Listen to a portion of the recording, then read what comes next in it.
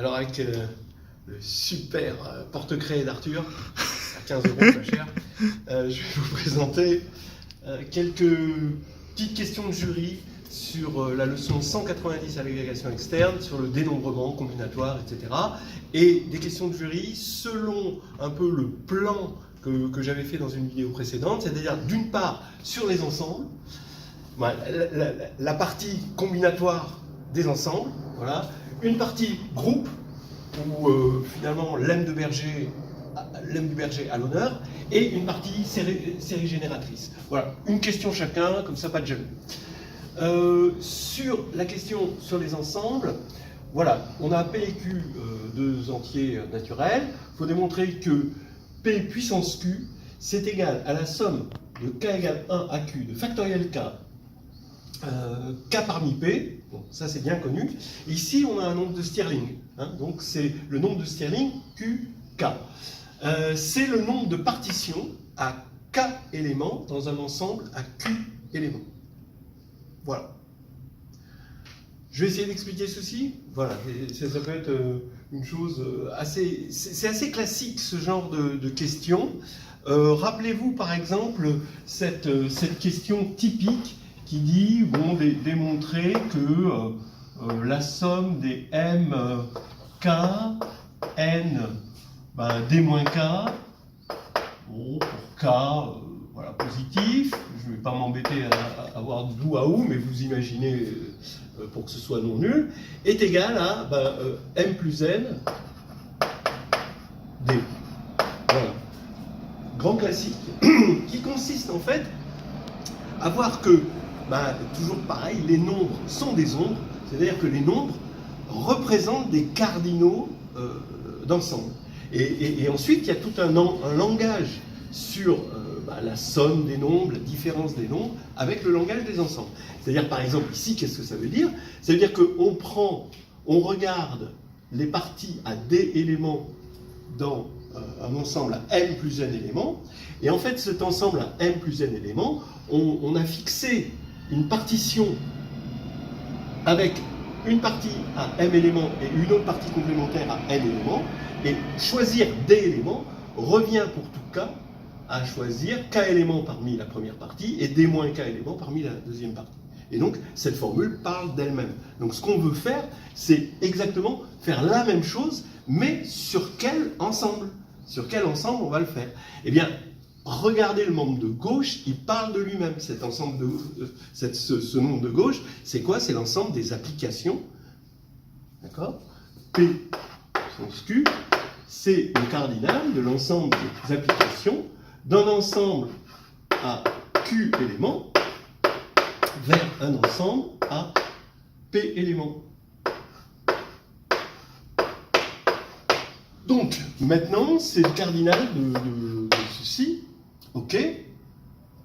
Comment on va le décomposer?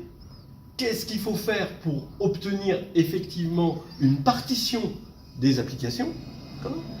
Eh bien, K va représenter exactement le cardinal de l'image de F.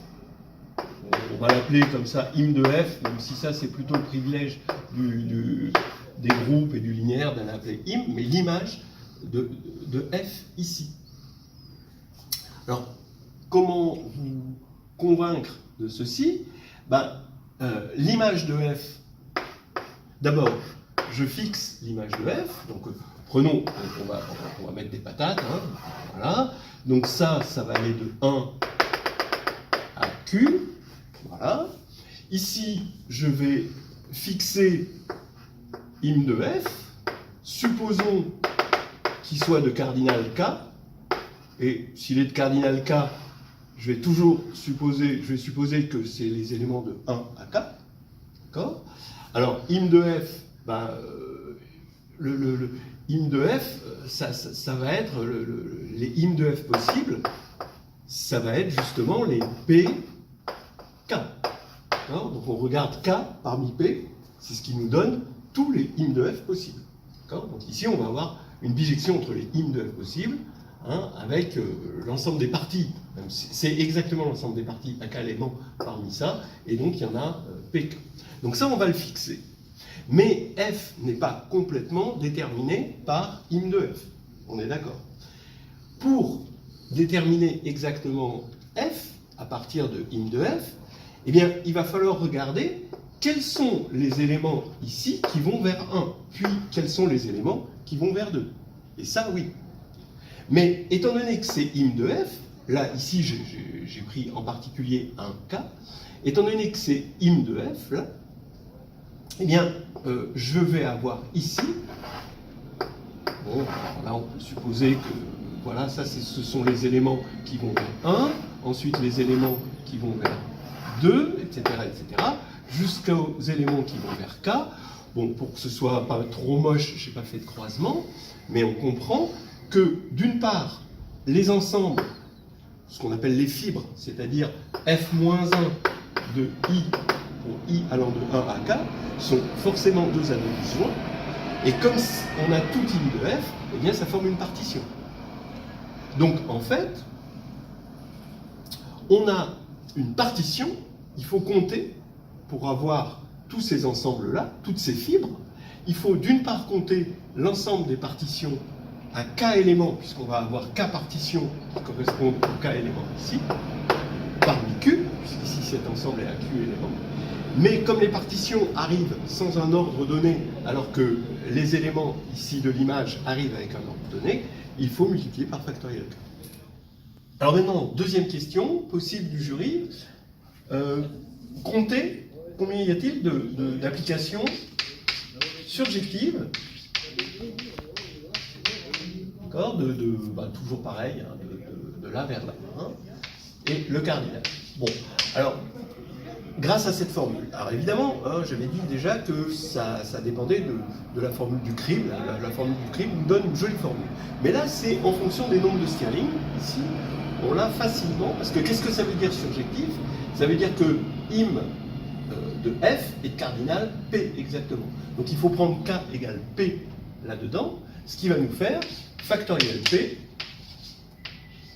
q, p. Voilà. Alors, on a la formule du crible pour avoir ceci, mais on a aussi une jolie formule qui prouve aussi que la formule de Stirling n'est pas si simple. Voilà. Eh bien, très bien. C'est bon pour cet exercice. Et on arrive à l'exercice sur les groupes. Alors, combien y a-t-il de couples FG de sous-espaces supplémentaires dans Kn, où le cardinal de K, c'est Q, comme on a l'habitude de le noter depuis Carl Friedrich Gauss. Là, effectivement, on pourrait les compter un peu à la main, mais les groupes vont nous aider à faire du lemme du berger, à créer du lemme du berger, et avec la formule des classes. L'idée, c'est de faire agir. On a GL de N de K, qui agit sur ces couples-là, l'ensemble de ces... Voilà. Comment il agit? On prend G.FG et ça fait G de F, G de G. Vous remarquerez que comme G est bijectif, ici on va avoir les dimensions qui vont être égales, respectives. Donc au niveau des dimensions, parce qu'il faut vérifier que c'est bien une action. C'est clair que les premiers axiomes de l'action sont bonnes, mais c'est pas tout à fait clair que ça reste supplémentaire. Donc que ça agit bien sur cette partie-là. Alors ici, si G ici agit sur F et G, G de F et G de G, parce que G est injective, vont être d'intersection nulle. Et la même dimension, que G est bijective, il va y avoir la même dimension. Donc ça, c'est bien supplémentaire. Et il faut aller quand même le vérifier. Hein, ça, c'est important. Alors maintenant, on a la formule des classes qui va nous dire que on va regarder cet ensemble-là. Bon, je vais l'appeler X. Hein, alors X, ça va être une réunion ici d'orbite pour ceci, et puis avec des éléments ici FG. Alors, à quelles conditions on peut envoyer F sur un sous-espace et G, qui est supplémentaire, sur un sous-espace supplémentaire? Eh bien, si et seulement si, F est de dimension fixée, K, si seulement si, là, on a la même dimension. Ça, c'est le théorème de la base incomplète, qui va nous dire que si F est de dimension K et G, donc de dimension n-k, qui sont supplémentaires, et on va prendre pareil pour F', comme ça, prime, prime, prime, prime, alors il existe un G dans GLN, il suffit de prendre des bases, qui envoie G de F tel que G de F égale F', et G de G égale G'. Donc ça veut dire que je peux prendre une forme normale pour F et G. Qu'est-ce que je vais prendre comme forme normale? Le sous-espace le plus sympathique de dimension K et son plus sympathique supplémentaire de dimension n-k, dans Kn, j'ai E, la base canonique E1 jusqu'à N, voilà, et je vais prendre pour F, F0, le sous-espace engendré par les K premiers, et F et G0 engendrés par les suivants. Voilà. Et donc, mes orbites vont être, ce que je viens de voir, c'est que mes orbites vont être juste indexées. Donc je vais plutôt appeler FK, ici, c'est plus simple. FK et GK. Et je vais avoir des orbites. Alors ici, je peux prendre K de 0 jusqu'à N. Et voici ma formule.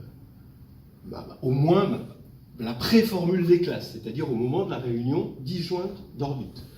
Maintenant, chaque orbite, donc maintenant on a la somme ici de K égale 0 à N, du cardinal des orbites, ici, de FK, GK, c'est-à-dire, alors je rappelle peut-être que si j'appelle Gn le cardinal de GLN,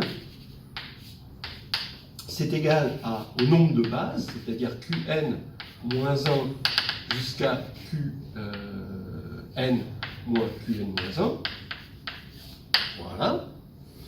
Et donc maintenant, c'est la somme pour k égale 0 à n du cardinal de GLN de k, donc quotienté par le stabilisateur. Alors le stabilisateur de ces deux sous-espaces, vous allez être assez convaincu que si j'écris dans cette base, si j'écris un élément du stabilisateur là-dedans, dans la base, dans la base canonique finalement de FK et de GK, et le stabilisateur, il a cette forme-là, diagonale par bloc, avec des zéros ici. Ici, vous allez avoir GLK, et ici, vous allez avoir GLN-K. Donc ça va être la somme pour k égale 0 à n de Gn, qui est exprimé là, sur Gk, Gn-K. Ça vous fait peut-être penser à de la combinatoire classique, où on a factoriel n sur factoriel k, factoriel n-k. Ben oui, on connaît ça, c'est les nombres binomiaux, mais ça s'appelle les nombres binomiaux quantiques. Voilà, parce qu'il y a un nombre quantique, c'est le petit q. Voilà, donc on a terminé avec celui-ci, qui utilise les groupes, les actions de groupe, les orbites, la formule des classes, etc. Maintenant, oui, j'ai pas dit le petit mot magique que le cardinal du quotient, c'est le quotient des cardinaux, ici. Voilà. Bon, voilà. Alors donc, maintenant, une question sur les séries génératrices. Quelle est la dimension du sous-espace Alors ça, vous reconnaissez, ça c'est un espace vectoriel, mais c'est aussi une K-algèbre, hein, sur encore K. C'est l'anneau des polynômes à n indéterminé. Et là-dedans, on a un sous-espace des polynômes homogènes de degré D. Voilà. Alors comment? Alors on va fixer n, donc on fixe n, on va faire varier D, et on va appeler, on note A indice D, D, parce que je ne vais pas prendre D indice D, ce serait pas joli, est égal à la dimension de ce sous-espace ici, qu'on va appeler. Voilà. Donc, par exemple, si, juste pour perdre personne, si n égale 2 et d égale, je sais pas moi, 4, on va avoir quoi? On va avoir x1 puissance 4. Donc c'est le sous-espace. Donc ici, on va avoir le sous-espace engendré par x1 puissance 4, x1 puissance 3, x2, x1 puissance 2, x2 carré, x1, x2 au cube, et x2 puissance 4. 1, 2, 3, 4, 5. Donc la dimension A indice, donc si n est égal à 2, hein, A indice 4 est égal à 5. Mais on peut bien imaginer que plus généralement, si n égale 2, A indice D, D plus 1. Oui. On est d'accord? Bon. Pardon. Voilà. Ok. Trop concentré à filmer. Concentre-toi sur la caméra. Ok, c'est bon. Donc voilà, et c'est ça qu'on va. Après, ça devient compliqué. Si n égale 3, n égale 4, on imagine qu'il y a, parce que c'est récurrence un peu double. Mais là, on va se servir des séries génératrices et on va regarder somme de AD, ZD. Bon, on va supposer que AD est suffisamment petit pour qu'il y ait un rayon de convergence. On regarde ça comme une série entière. Pour D, supérieur, on peut prendre supérieur à 0. Hein, on va regarder cette série entière sur un rayon de convergence, hein, sur un disque de convergence. On vérifiera peut-être après, il faudra peut-être dans un deuxième temps vérifier que ce disque n'est pas vide, qu'on n'est pas en train de faire rien du tout, quoi, en fait. Ce serait dommage. Alors, c'est égal à quoi? Eh bien, les polynômes homogènes, c'est AD, c'est le cardinal de l'ensemble des couples D1, Dn dans n puissance n, tel que D1 plus Dn est égal à D. Et on regarde le cardinal de ça. Hein, vous voyez, c'est exactement ce qu'on a fait. Hein. On a pris 4, 0, 3, 1, 2, 2, 1, 3 et 0, 4. Hein, voilà, hein, tout simplement. Donc ça veut dire, ben oui, mais ça, comment on l'obtient? Ben, on a ici sur les séries hein, une notion de somme, de produit, etc. En fait, ça veut dire que c'est 1 plus z quand on va... bon, là, je ne vais pas prendre Zn, mais Zm plus etc. Et quand on va le multiplier n fois, si on le multiplie n fois, bah, ce qu'on va avoir en degré D,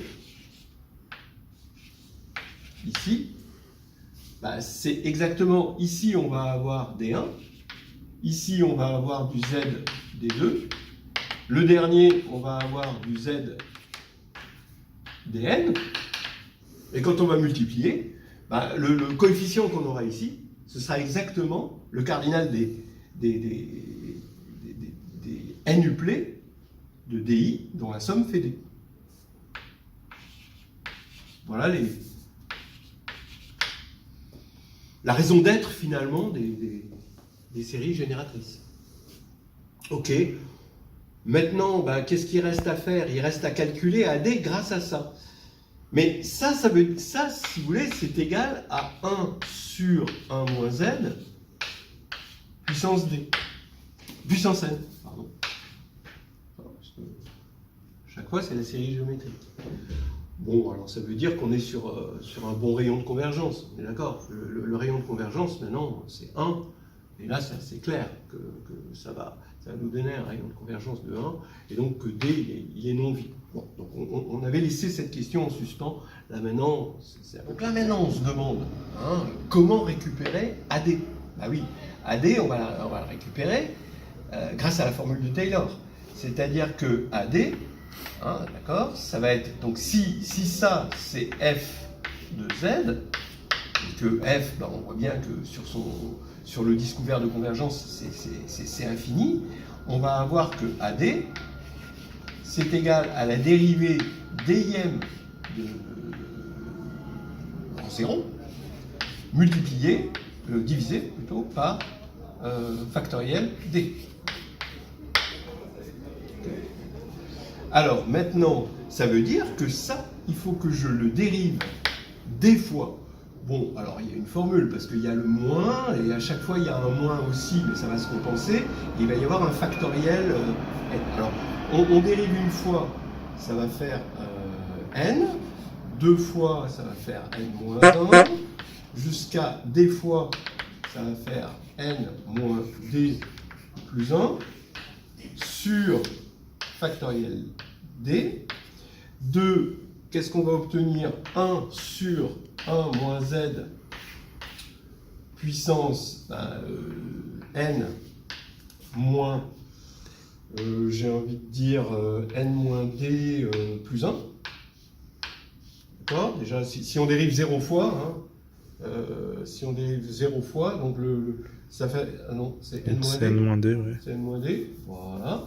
Juste toujours vérifier pour le premier coup. Et bien maintenant, ça, oui, mais en 0. De toute façon, on s'en fiche. Et donc ici en 0. Donc on va avoir ça. Et c'est ce que va nous donner. Ça va être notre formule. Est-ce que je me suis pas... Non, je me suis trompé. Parce que c'est n plus 1, n plus d, moins 1, ici. Parce que à chaque fois... je vais avoir, j'ai fait comme si, en fait, parce que là c'est une puissance moins n. Donc en fait ça monte. D'accord? Je vais quand même vérifier pour voir si je ne me suis pas trompé, parce que tout ça est très improvisé en fait. Ici, quand n égale 2, je devrais avoir 2 fois 3 fois, etc., fois n fois d, n plus d, donc 2 plus d moins 1, donc d plus 1, sur factoriel d. Et ça fait d plus 1. Donc on retrouve le d plus 1. Donc on va dire que je ne me suis pas trompé. Et voilà, on a terminé les 3 exercices.